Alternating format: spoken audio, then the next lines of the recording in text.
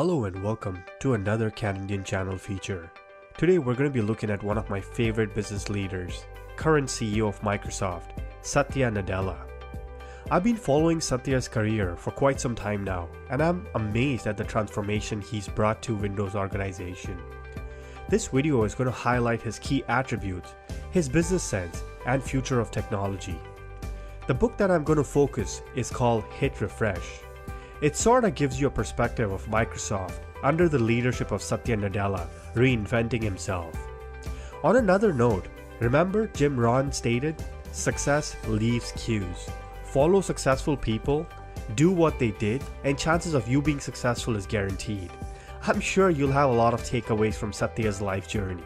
Diving straight onto the topic, the book starts on Satya's early childhood. Satya grew up in Hyderabad, a city in India.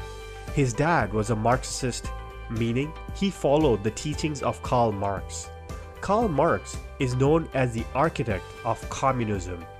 Just like Satya's dad, I have a deep interest in Karl Marx and his communism philosophies.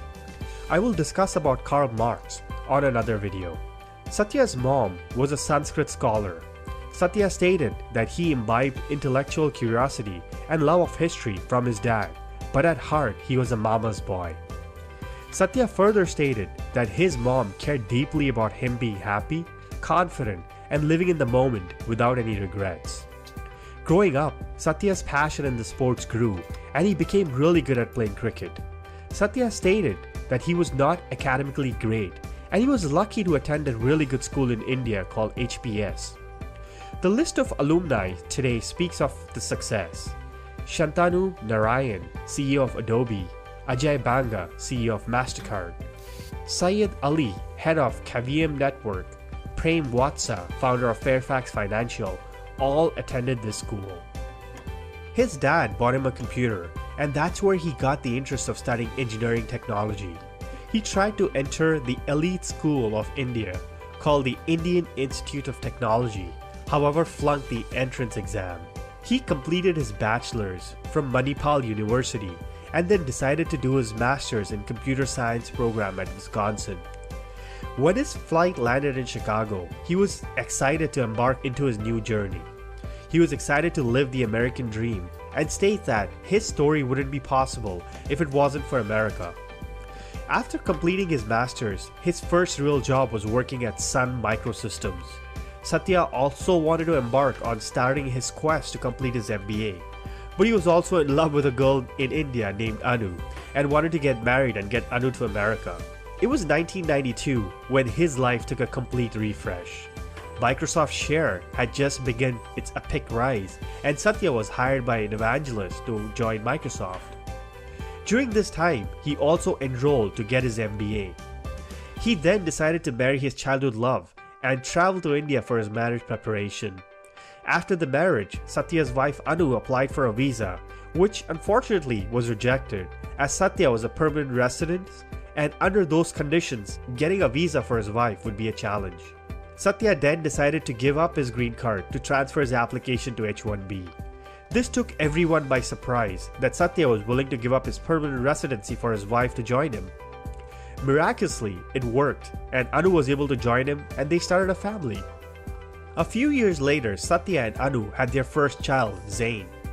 This moment changed both their lives, as Zain suffered from SPSA disorder. Satya remembers a night when he was in the ICU for Zain. He saw all the room filled with soft buzzing and beeping of medical technology and thought to himself that the devices run on Windows and how they're increasingly connected to Windows Cloud Network. It was a stark reminder that his work at Microsoft transcended business, that it made life possible for a fragile young boy. It also brought a new layer of gravity to the looming decision back at office on cloud for Windows 10 upgrades. On February 4th, 2014, the day before Satya would be introduced as the next CEO of Microsoft, he drove around the campus early, rehearsing the message he wanted to land with the employees on day one. I remember watching his video on YouTube where he stated that our industry does not respect tradition. What it respects is innovation. Our collective challenge to make Microsoft thrive in a mobile-first, cloud-first world. Over the next few months, Satya rearranged the company and mainly boosted the company's morale by making efficient changes. His memo to the company stating that, "We're a global company, we need to think like one," resonated with his entire staff. He also made leaps of changes, including the fusion of Microsoft product on an Apple phone. His goal was synthesizing the consumer requirements on your best forefront. He was also the strategist behind the Windows 365 cloud-based products. It made complete business sense to get consumers to pay monthly as perpetuity than selling a software on yearly basis. If you remember, Bill Gates and Steve Ballmer's vision was to have a computer on every desk, in every home.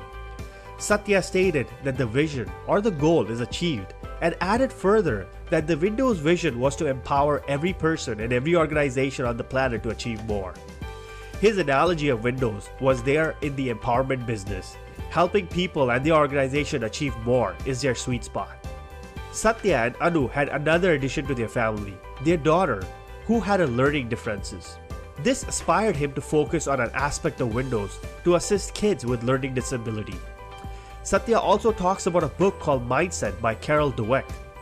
After reading Satya's book, I did read Mindset, and I have also posted a video on my channel. Later in the book, Satya points out the importance of building the right culture. He states Steve Ballmer helped him understand with the 3 C's. Imagine a target with 3 concentric rings.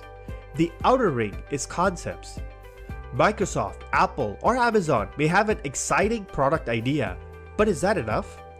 An organization may have conceptual vision, a dream, or imagination filled with new ideas and new approaches, but do they have what's in the second ring? Capabilities? Do they have the engineering and design skill required to build that concept alone? And finally, the bullseye is a culture that embraces new concepts and new capabilities and does not choke them out. That's what's needed to build and sustain innovation-producing and customer-pleasing products and smart partnerships. Concepts are better and capabilities more comprehensive when the culture invites partner to the table. During the final phase of the book, he talks about the future of Microsoft and artificial intelligence. He's cognizant of the impact technology can have on our lives and is extremely cautious on how his role at Microsoft can shape this. He also discusses how his upbringing and his personal surrounding impacts his decision making on a business forefront. I hope you enjoyed this video. I must admit there are some lines that I've picked verbatim from the book. It's definitely a good read, and I'm sure Windows will play a large part in our life. I wish Satya Nadella the best, and he has somewhat assured me that we are in safe hands. I hope I was able to bring some value to you. Please feel free to like, comment, share, or subscribe. Stay tuned for more videos on career enhancement topics and books. This is CanIndian Channel signing off. Peace.